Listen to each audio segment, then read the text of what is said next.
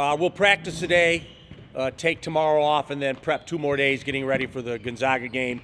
Obviously, they're an elite team. 80% of their scoring back. As good a backcourt as we'll see all year with Hickman and Nebhard. EK is great in the post, and then Huff coming behind him is almost equal, if not better at times. So they're deep, they're talented, they're well coached, and they will present the ultimate challenge to our Aztecs here in Viejas Arena on Monday. How much, you said most of their team is back, so most of their team experienced a rare home loss to you guys last year, just by double digits. I'm sure they didn't sit well with them. Do you have a sense that there's going to be a little bit of extra motivation for them when they come in here? Yeah, I mean, last year when we beat them, it was the greatest thing in the world. I'm not so sure it's so great with them coming in here. I think they'll have a long memory. So, and this has been a great series. I mean, we don't play every year, but when we do, it's really competitive. It's been a lot of fun, and Mark has been great, giving us a chance to play him home and home. Obviously, they can schedule anybody in the country and have. They've opened the season with Baylor and Arizona State, and so to get them home is a great opportunity for our fans to see a really good basketball team against a developing Aztec team, and we'll see if we're ready for the next step up. How's this year's team different than last year's team? I just think they're more experienced. They just play so well together. They know where each other are at all times, and obviously they're fitting in 2 really good transfers and battling Ajayi. But the core is back.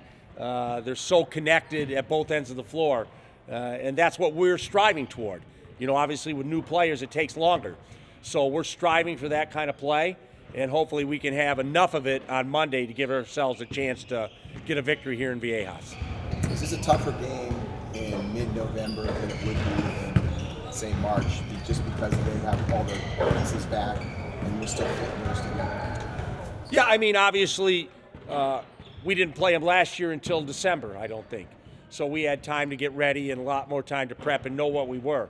Right now, with 2 games, we're still kind of finding our identity. And, having guys miss practice and injuries has slowed that down a little bit. Obviously, we're hoping to have Bird back. But we won't know that probably until after the day off, how the rehab's going. Not having Reese, who had a great game last year against them. So that's not to say we don't have talent. We have really good talent. But part of it is fitting it all together, and that's what we're working toward every day. You mentioned Bird right there. Has this swelling come down at all, or what's, his progress? I haven't really asked about it today. I just figured when I saw him yesterday, he was still in the boot. So I'm imagine the rehab will be what it is. I'll be more interested to see after we take a day off. He's had 3 days of rehab where he's at. Right now, I'm not really asking Sergio. I'm just letting him do his job, and if he's ready, hopefully we can get a day with him on the floor before the game. If not, then he'll truly be a game time decision. When talking about tradition, I read that Coach Pope at Kentucky showed some games between the Wildcats and Duke before their game the other night.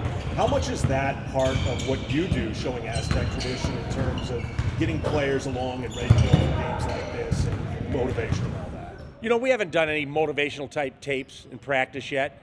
Obviously, we'll watch last year's game just from a X and O standpoint to see what worked and what didn't work and where they hurt us and what we have to get better at. But we're not watching tape to look at our history with Gonzaga. It's more of an X and O type of a thing. You announced Tay Sellers yesterday, so you can officially talk about him. Why did you recruit him? What kind of player is he? How will he fit in? I watched him 2 years ago in summer basketball and just thought he was outstanding. And then to have an opportunity to recruit him and get him is just a huge feather in all our caps. I mean, Coach Battertelli, Coach Lester did a great job with him. He's what an Aztec looked like. He's athletic. He's a great person from a great family. And I just think he's going to have an incredible chance to play for us as a freshman. What kind of player is he?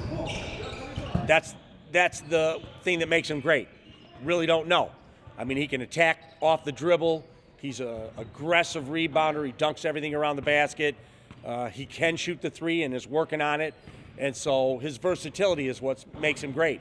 So I think he could play anywhere from a wing to a power forward, that he's got that kind of versatility. And that's the hardest thing to find, guys that can play a power forward and a wing at the same time. So he's just what we were looking for, and a great grateful to have him in the program.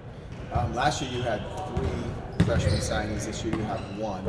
How does that impact what you do going forward and try to fill spots for this season? Yeah, recruiting right now, that's such a end-of-the-year question, depending on who comes back.